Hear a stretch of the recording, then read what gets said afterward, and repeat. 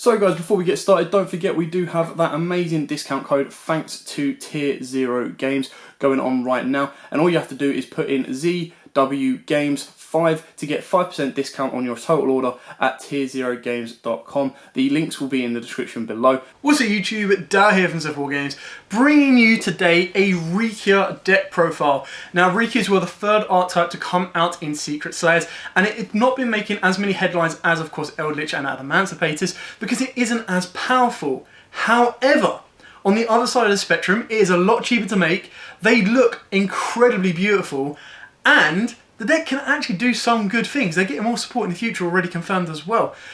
What I'm trying to say is, this deck is definitely worth picking up if you're a plant fan, or if you just generally like the artwork. It's very, very good at rank 8 spam as well, and the build I've put together today is control based. It can work really, really well with Aero Mages and make some very nice synchro plays. It can be used with Lair of Darkness, which is beautiful little interactions as well. And I'll let Donald show you that version later.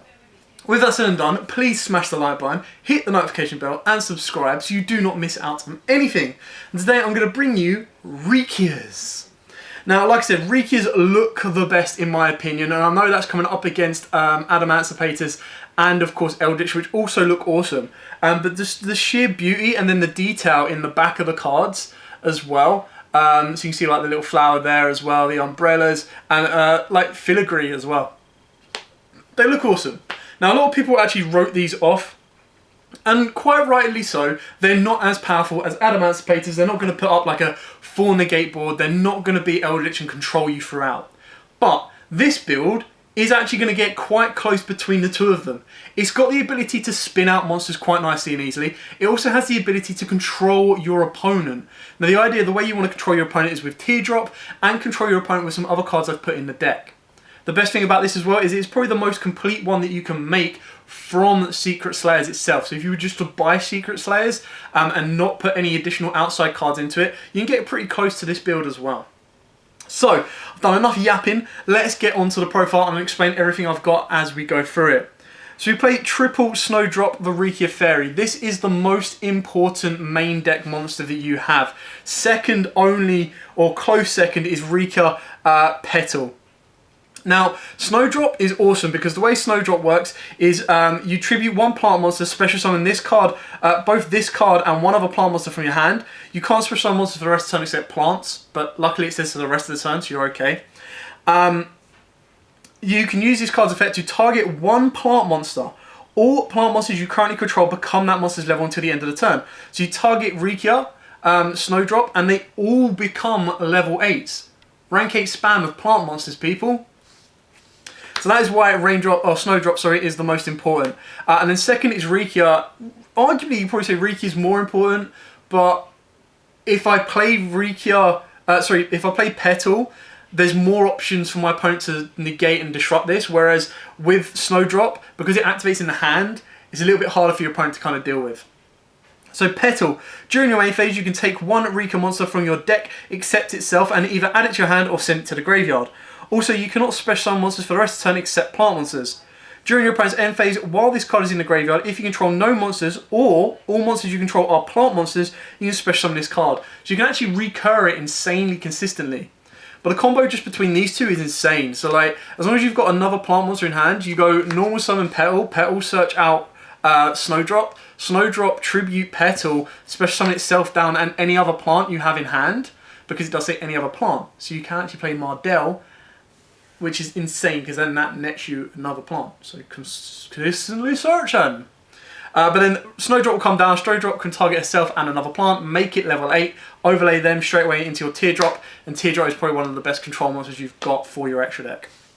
That's just a very, very minor example of what the deck can do. We then move on to the other cards. Now I play 2 Rikka Fairy. So when an attack is declared involving another plant monster you control, you attribute this card from the hand or face out on the field. That monster you control gains 1,000 attack and defense until the end of this turn.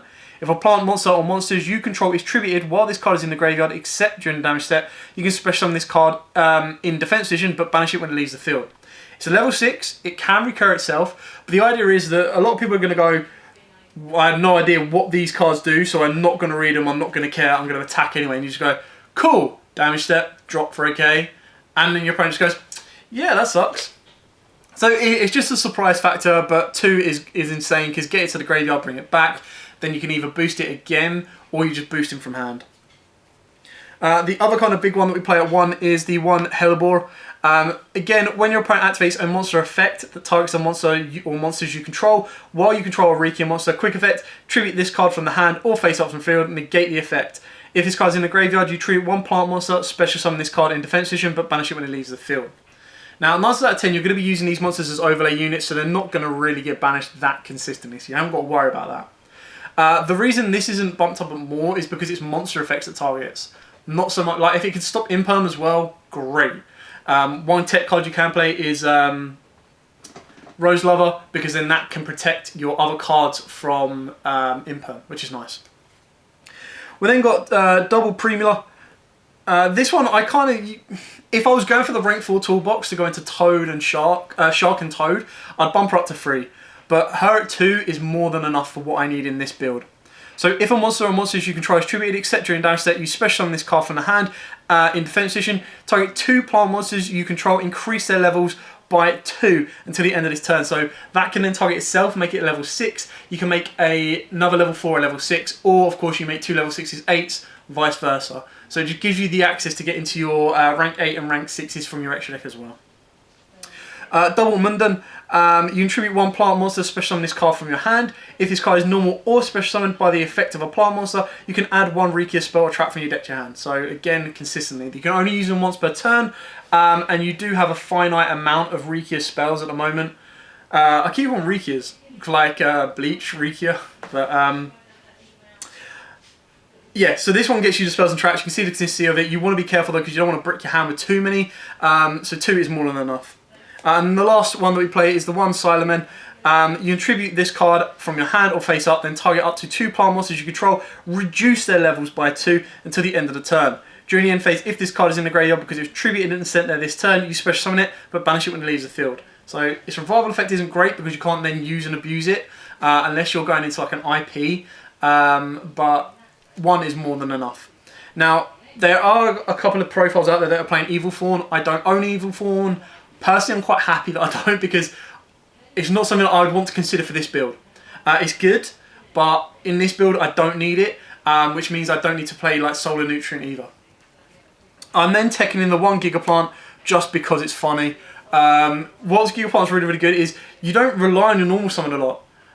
Petal is your only normal summon you really need, and if you've already got your Snowdrop, you might not even need to use it. So being able to get into your Gigaplant and then bring Gigaplant down, it can then allow you to special summon your other plant monsters from your hand. It's just a funny little tech, you don't have to play it. This can be Rose Lover as well. It's just something that I thought I'd try out. And we also play a search spell that can search this guy out, so just gives you a lick to play around with. Triple Lone Fire Blossom is a plant deck. Any of these cards can trigger off, which is beautiful. One nice little tech that I did see that Sean put in his build for the Synchros is he is playing, I don't know if I've got it to the side of me in part of my tech cards. Yeah, Rose Girl. So he plays Rose Girl, which is a level 3 tuner. If a plant monster leaves the field, or a face-up plant monster leaves the field, you special summon this card. And then if you've got a Lone Fire on board, so you go Lone Fire into Lone Fire, you can trigger her, she'll come down. You've got the instant Synchro 6, so you can go into the Rose card that basically burns your opponent. Let's see if I've still got it open to me. There we go. So you can go straight into Queen of Thorns. And then that adds another level of control on your board, because you're constantly sitting there going, every time you normal or special summon, you're going to burn for 1,000. I'm just going to keep normal in the special in plants, so so I'm not going to get burnt. And it kind of puts your opponent on the back step, because then you've got other control cards that are literally like, whatever you do, you're going to normal summon or special summon, you're going to burn, and I'm then going to get rid of it. So you're just going to waste your turns, and I'm going to burn you out. So it does give you another nice little angle to play. Onto the spells, you've got Rikka Glamour. Again, just look at the beauty of this card. It looks really, really nice. Probably one of the smarter options that they put in Secret. This is basically the rotor for the deck. So when you activate this card, you can tribute, you can also tribute, you don't have to, 1 plant monster, add 1 Rikka monster from your deck to your hand. Then if you tributed a monster when you activate this effect, you can add a plant monster with a different name for the one you tributed. So it gets you to search 2 if you tribute one, but it's just got to be of a different name, but the same original level. So it does give you a bit of consistency to get you your counterparts from deck, but mainly you just want to use it for a normal spell rotor. Double Rikka Flurries. I was considering putting this at 3. Again, the artwork is beautiful. Doesn't need to be at 3, which is why I had to cut it down. So if a Rikka monster you control is treated, except during the damage step, just treated. So it can come from the field, the hand, anywhere. You can make your opponent tribute one monster they control, their choice. You can only use the effect of Rikka once per turn, and once per turn during your opponent's end phase. If you control a face-up non-plant monster, destroy this card. So literally you just go, nice. So I'm going to tribute a Rikka during my turn, I'm going to make you pop something. I'm going to tribute a Rikka during your turn, I'm going to make you tribute something. And the fact that it's tribute as well, it's like any card that says can't be destroyed, can't be like targeted, you just go, whatever, you're choosing, you're tributing. So your cards are just going. It's a really, really nice card. Searchable as well. We'll then play Triple Rosebell of Revelation. Now, you only have like 3 targets in the deck, but the idea is you actually want this to grave. So you add a plant monster with 2,400 or more attack from your deck to your hand. You can banish this card from the graveyard, special on one plant monster with 2,400 or more attack from your hand. You can only use 1 effect per turn. Now the idea is actually you want to get this into the graveyard, because I get this into the graveyard, it then gives me more consistent access to Gigaplant, and it can also give me access to my Hellborn, and I believe the other one is the Erika. So it gives you access to 3 of your big kind of plant monsters. They're a little bit harder to normally get out. Now, it's more so for extension purposes. These are the cards I'd probably cut. So you'd probably cut this out if you wanted to focus on a Romage engine, if you wanted to focus on a more synchro-based engine. So these are the floodable cards that you can take in, take out, and shuffle around, basically. To couple off with that, we do play 2 Foolish Bearer of Goods, because the idea is you Foolish Bearer of Goods, put this to the graveyard, special out your Gigaplant, normal summon your Gigaplant, and then you get your effect off. So it gives you the Gemini effect straight away. Gigaplant then gets you like Lone Fire from your hand. Lone Fire can then go off to get you another one, to get you into like Petal. Petal can then search you out your Snowdrop. Snowdrop with another plant in hand can tribute off the Petal, bring her down, making it instant rank 8. You've got Link 2s if you wanted to go for it. You just have a lot of further extension plays. Again, another card you can easily take out is Double Moray of Greed. I wanted some form of draw power in this deck. I wanted to put cards back that I drew multiples of that I didn't really want, and then just being able to get that 1 card depth in myself a little bit as well. It's just the draw engine, so the draw engine can easily be taken out. This can be like salvage, which works. I'll show you at the end, because I've got a stack of little cards over there that can be used in this deck, so there's a lot you can chop and change if you want to. So what I'm trying to do is give you a basis of a control version I play, giving you a structure of the Rikkas that you want to play, and then you can take out and swap around and customize as best you can. Double Call Buy should probably be free. It can easily be free, no reason not to. The 1 Monster Reborn and the 1 1-for-1. So the 1-for-1 target currently, of course, is your Petal. We all know how important Petal is. And then the Monster Reborn target, just to bring back any of your higher levels, go into further extension of rank 8 plays or rank 6 plays, depending on what you want to go for. Because this is control, I am running triple Crackdown. So the idea is I want a Teardrop. My first turn I want to have a Teardrop and like a Crackdown, because then my Teardrop can tribute one of my opponent's monsters. Great.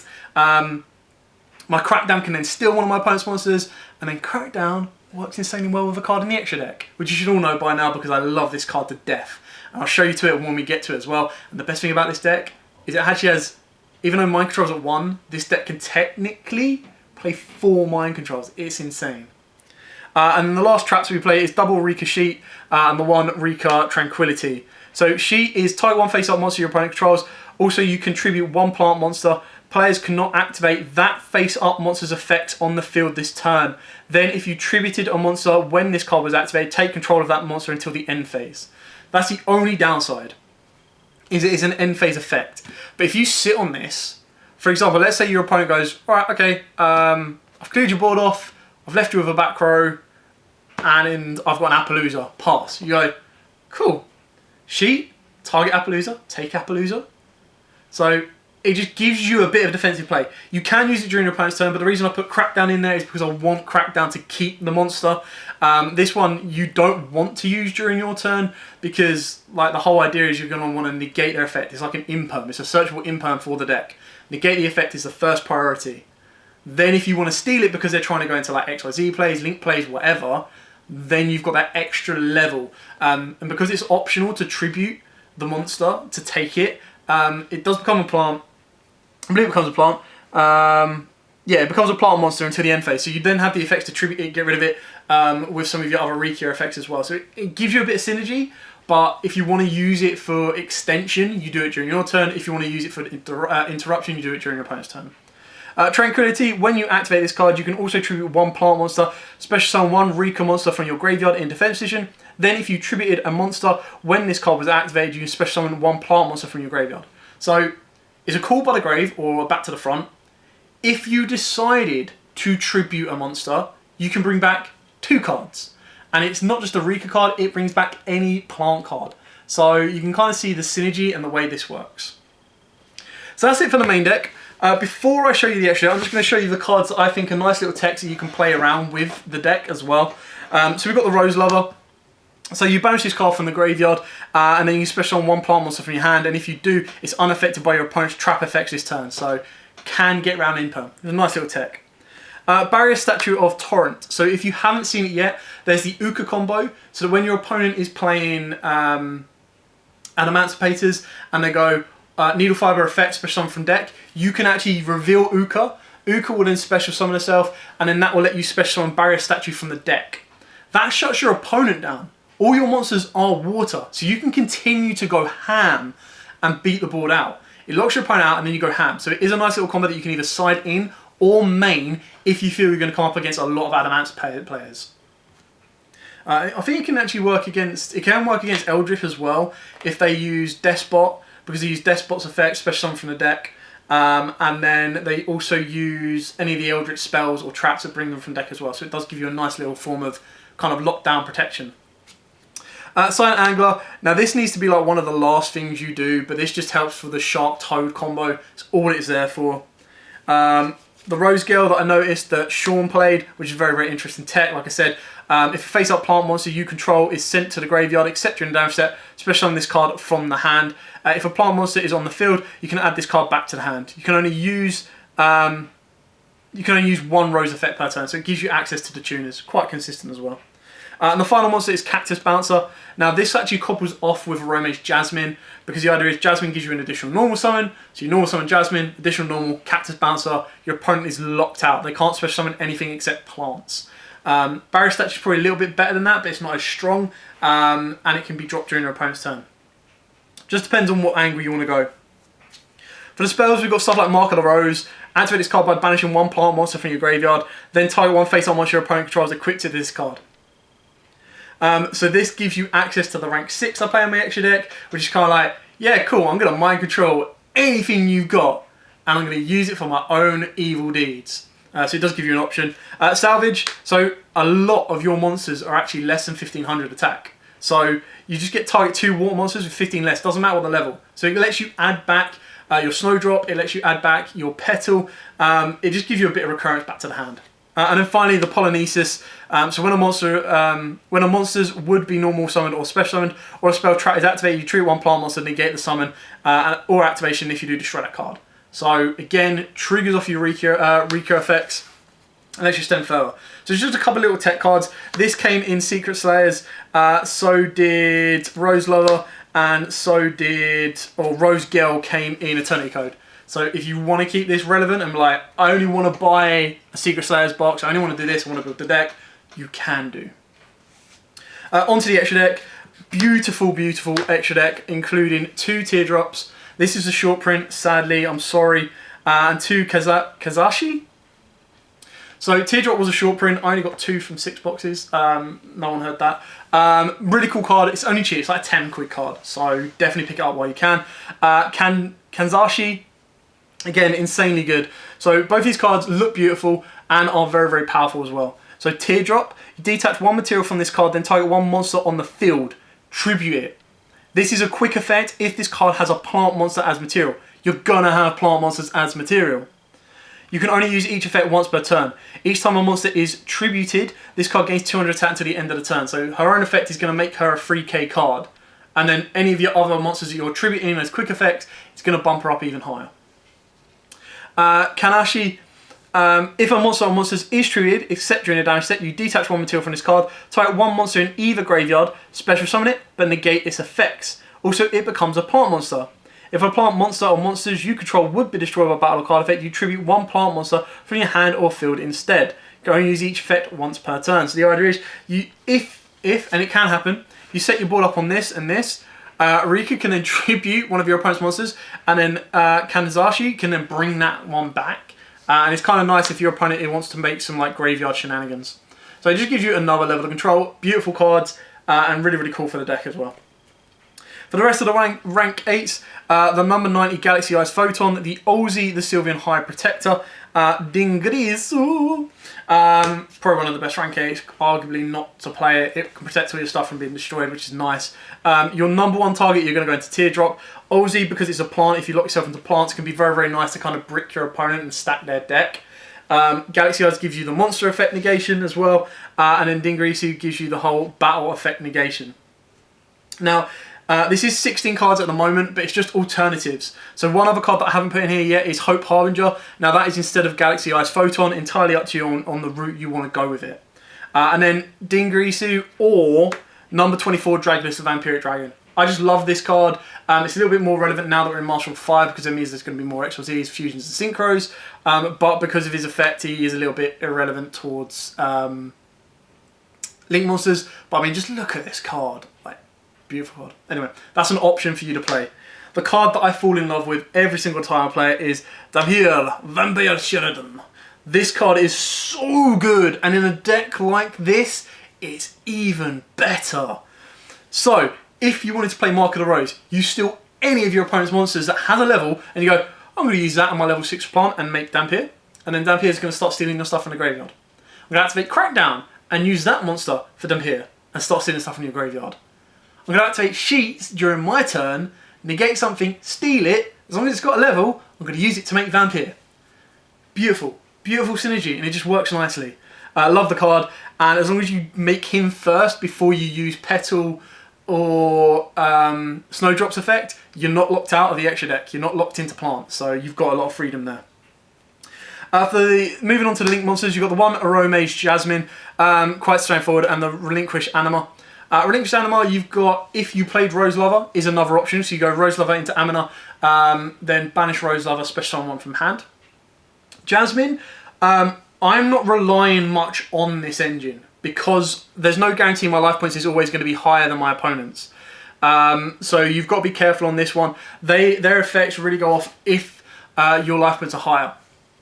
So it's very, very good in the deck, don't get me wrong. And other things that people play are like the Predaplant engine, just to kind of get into it, such as an instant fusion. You can kind of move further forward from that way. But yeah, Jasmine isn't perfect, but it's good if you start to bump up your life points as well.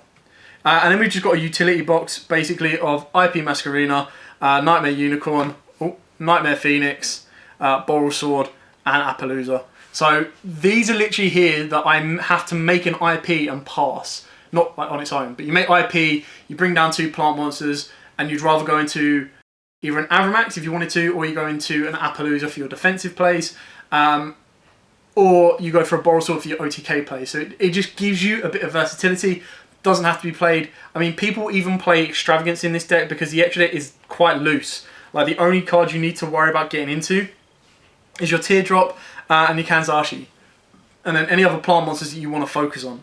Other than that, you've got a bit of freedom to kind of play around with it and put in whatever you want, which is why it's down to you if you want to go rank 6 focused, rank 8 focused, if you want to go link climb focused, synchro focused. It really is entirely up to you on how you want to play it. Now, like I said at the start, I haven't really got a main deck combo for this. If this video gets like 50 likes, I'll definitely do like a test hand video for you guys. But basically the way this kind of works is, like I said at the start, and I'll do it in a bit more of a visual kind of mean. So let's say we've got, we've opened up Petal and any plant, absolutely any plant. Let's go Mundane. Mundane.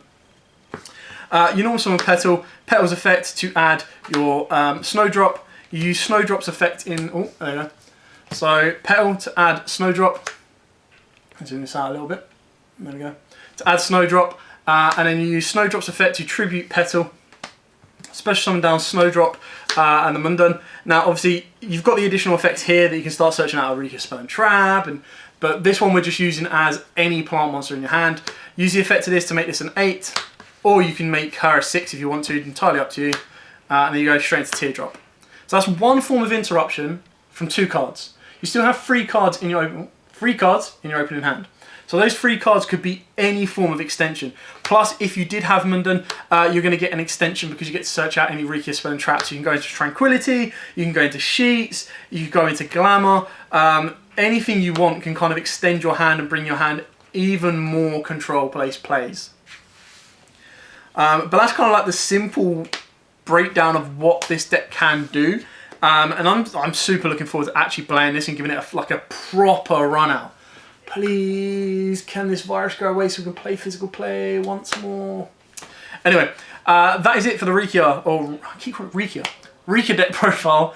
Hope you liked it. Hope it's giving you a structure. That's all I want to do is give you a structure. This is the control version. If you want to see Donald and you want to see Sean's builds, then just let me know and I'll ask them for it off of Duelbook, and then I can do a quick little comparison between my one, their one, and theirs ones together. So you can see the difference between like the Lair of Darkness version, the control version, and the synchro version, and then you've got more structures to go off as well. Anyway, hope this video helped. Hope you enjoyed it. Please smash that like button, hit the notification bell, and subscribe so you do not miss out on anything. And as always, guys, happy dueling!